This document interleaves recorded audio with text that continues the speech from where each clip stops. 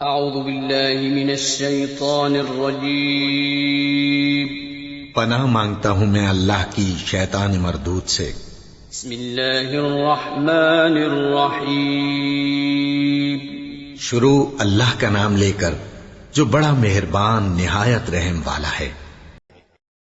مسلمان ہوں، یہودی ہوں، نصارہ ہوں یا صابی ہوں، جو کوئی بھی اللہ پر اور قیامت کے دن پر ایمان لائے اور نیک عمل کرے، ان کے اجر ان کے رب کے پاس ہیں اور ان پر نہ تو کوئی خوف ہے اور نہ اداسی۔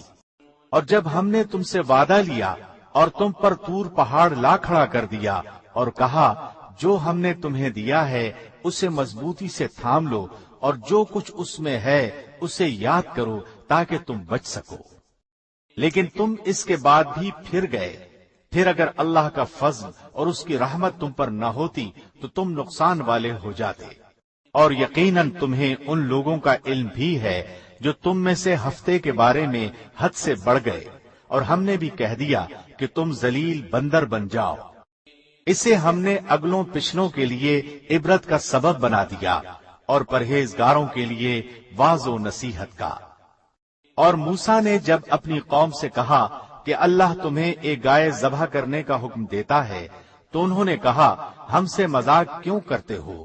آپ نے جواب دیا کہ میں ایسا جاہل ہونے سے اللہ کی پناہ پکڑتا ہوں۔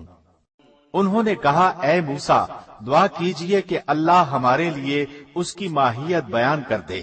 آپ نے فرمایا سنو، وہ گائے نہ تو بالکل بوڑھی ہو نہ بچہ، بلکہ درمیانی عمر کی نوجوان ہو۔ اب جو تمہیں حکم دیا گیا ہے بجا لاؤ۔ وہ پھر کہنے لگے کہ دعا کیجئے کہ اللہ بیان کرے کہ اس کا رنگ کیا ہے۔ فرمایا وہ کہتا ہے کہ وہ گائے زرد رنگ کی ہے، چمکیلا اور دیکھنے والوں کو بھلا لگنے والا رنگ۔ وہ کہنے لگے کہ اپنے رب سے اور دعا کیجئے کہ ہمیں اس کی مزید ماہیت بتلائے۔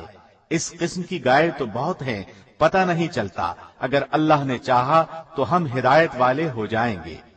آپ نے فرمایا کہ اللہ کا فرمان ہے کہ وہ گائے کام کرنے والی، زمین میں ہل جوتنے والی اور کھیتوں کو پانی پلانے والی نہیں، وہ تندرست اور بے داغ ہے۔ انہوں نے کہا اب آپ نے حق واضح کر دیا۔ گو وہ حکم برداری کے قریب نہ تھے، لیکن اسے مانا اور وہ گائے ذبح کر دی۔ جب تم نے ایک شخص کو قتل کر ڈالا پھر اس میں اختلاف کرنے لگے، اور جو کچھ تم چھپاتے تھے اللہ اس کو ظاہر کرنے والا تھا۔ ہم نے کہا کہ اس گائے کا ایک ٹکڑا مقتول کے جسم پر لگا دو، وہ جی اٹھے گا۔ اسی طرح اللہ مردوں کو زندہ کر کے تمہیں تمہاری عقل مندی کے لیے اپنی نشانیاں دکھاتا ہے۔ پھر اس کے بعد تمہارے دل پتھر جیسے بلکہ اس سے بھی زیادہ سخت ہو گئے۔ بعض پتھروں سے تو نہریں بہہ نکلتی ہیں اور بعض پھٹ جاتے ہیں اور ان سے پانی نکل آتا ہے، اور بعض اللہ کے ڈر سے گر گر پڑتے ہیں، اور تم اللہ کو اپنے اعمال سے غافل نہ جانو۔ مسلمانوں کیا تمہاری خواہش ہے کہ یہ لوگ ایماندار بن جائیں؟ حالانکہ ان میں ایسے لوگ بھی ہیں جو کلام اللہ کو سن کر عقل و علم والے ہوتے ہوئے پھر بھی بدل ڈالا کرتے ہیں۔ جب ایمان والوں سے ملتے ہیں تو اپنی ایمانداری ظاہر کرتے ہیں، اور جب آپس میں ملتے ہیں تو کہتے ہیں کہ مسلمانوں کو کیوں وہ باتیں پہنچاتے ہو جو اللہ نے تمہیں سکھائی ہیں؟ کیا جانتے نہیں کہ یہ تو اللہ کے پاس تم پر ان کی حجت ہو جائے گی؟ کیا یہ نہیں جانتے کہ اللہ ان سب باتوں کو جانتا ہے جو کچھ یہ چھپاتے ہیں اور جو کچھ ظاہر کرتے ہیں؟ ان میں سے بعض ان پڑھ ایسے بھی ہیں کہ جو کتاب کے صرف ظاہری الفاظ ہی کو جانتے ہیں اور صرف گمان اور اٹکل ہی پر ہیں۔ ان لوگوں کے لیے ویل یعنی ہلاکت ہے جو اپنے ہاتھوں کی لکھی ہوئی کتاب کو اللہ کی طرف کی کہتے ہیں اور اس طرح دنیا کماتے ہیں۔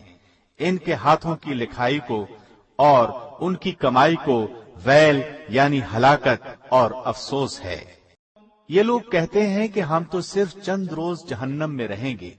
ان سے کہو کہ کیا تمہارے پاس اللہ کا کوئی پروانہ ہے؟ اگر ہے تو یقیناً اللہ اپنے وعدے کا خلاف نہیں کرے گا۔ ہرگز نہیں، بلکہ تم تو اللہ کے ذمے وہ باتیں لگاتے ہو جنہیں تم نہیں جانتے۔ یقیناً جس نے بھی برے کام کیے اور اس کی نافرمانیوں نے اسے گھیر لیا، وہ ہمیشہ کے لیے جہنمی ہے۔ اور جو لوگ ایمان لائیں اور نیک کام کریں وہ جنتی ہیں جو ہمیشہ جنت میں رہیں گے۔ اور جب ہم نے بنی اسرائیل سے وعدہ لیا کہ تم اللہ کے سوا دوسرے کی عبادت نہ کرنا اور ماں باپ کے ساتھ اچھا سلوک کرنا، اسی طرح رشتہ داروں، یتیموں اور مسکینوں کے ساتھ، اور لوگوں کو اچھی باتیں کہنا، نمازیں قائم رکھنا اور زکوٰۃ دیتے رہا کرنا، لیکن تھوڑے سے لوگوں کے علاوہ تم سب پھر گئے اور منہ موڑ لیا۔ اور جب ہم نے تم سے وعدہ لیا کہ آپس میں خون نہ بہانا یعنی قتل نہ کرنا اور آپس والوں کو جلا وطن نہ کرنا، تم نے اقرار کیا اور تم اس کے شاہد بنے، لیکن پھر بھی تم نے آپس میں قتل کیا اور آپس کے ایک فرقے کو جلا وطن بھی کیا، اور گناہ اور زیادتی کے کاموں میں ان کے خلاف دوسرے کی طرفداری کی۔ ہاں جب وہ قیدی ہو کر تمہارے پاس آئے تو تم نے ان کے فدیے دیے، لیکن ان کا نکالنا جو تم پر حرام تھا اس کا کچھ خیال نہ کیا۔ کیا بعض احکام پر ایمان رکھتے ہو اور بعض کے ساتھ کفر کرتے ہو؟ تم میں سے جو بھی ایسا کرے اس کی سزا کیا ہو کہ دنیا میں رسوائی اور قیامت کے دن سخت عذابوں کی مار، اور اللہ تمہارے اعمال سے بے خبر نہیں۔ صدق اللہ العظیم۔